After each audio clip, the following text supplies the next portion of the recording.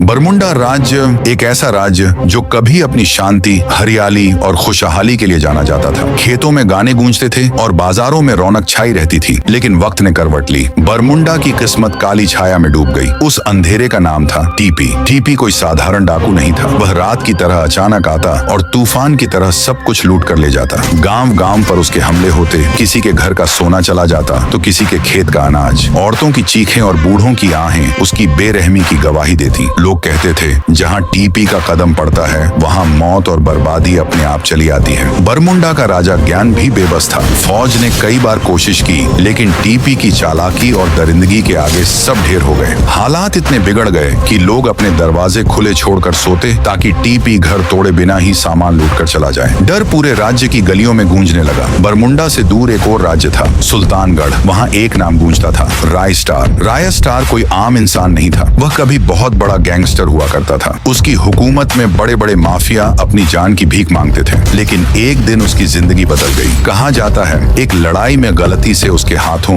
एक मासूम बच्चे की जान चली गई। उसकी माँ की चीखों ने रायस्टार की आत्मा को झकझोर दिया। उसी दिन उसने कसम खाई, अब मेरी गन सिर्फ बुराई के खिलाफ उठेगी। अब रायस्टार किसी मासूम को नहीं बल्कि दरिंदों को मिटाएगा। इसके बाद रायस्टार ने एक एक करके सुल्तानगढ़ के बड़े बड़े गुंडों का सफाया किया। उसकी बहादुरी ने वहाँ की जनता को नई रोशनी दी। लोग कहने लगे, जहां अंधेरा फैले वहां रायस्टार को बुलाओ। बरमुंडा से भागकर आए व्यापारी सुल्तानगढ़ पहुंचे। उन्होंने रायस्टार से कहा, वीर, आप अच्छाई की मिसाल बन चुके हो, लेकिन हमारा बरमुंडा आज रो रहा है। वहां टीपी नाम का दरिंदा गांव गांव उजाड़ रहा है। अगर आपने मदद न की तो पूरा राज्य खत्म हो जाएगा। रायस्टार की आंखों में आग चमक उठी। उसने दृढ़ आवाज में कहा, अगर बरमुंडा की धरती रो रही है तो उसका दर्द मेरा भी है। अब टीपी की आखिरी टट्टी होगी। दोस्तों, अगर आप इस जंग का पार्ट 2 देखना चाहते हो तो इस वीडियो पर 15,000 लाइक्स करवाओ। फिर मैं दिखाऊंगा आखिर किसका राज चलता है।